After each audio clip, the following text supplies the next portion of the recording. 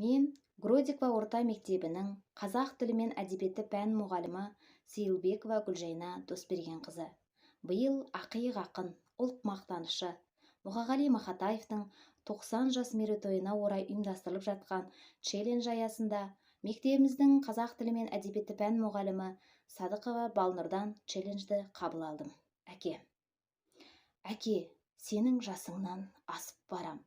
Кезі келгенде тасып далам. Кезі келгенде жасып қалам. Мұны өмірге бәрібір ғашық балаң. Құралақан емеспін қуаныштан. Қуаныштар алдымда құрақ ұшқан. Бір арыстан өмірден өткенімен өмір сүріп келеді тірі арыстан. Өкінбе, әке, отың бар сөнбей тұғын. Ол мәңгілік жанады көрмей тыным. Ұрпағым бар ел менен ер намысын тірі тұрса қолынан бермей тұғын. Ендігі кезекте бұл челленджді Жас өркен орта мектебінің ұлағатты ұстаздары мен білім алушыларына жолдаймын.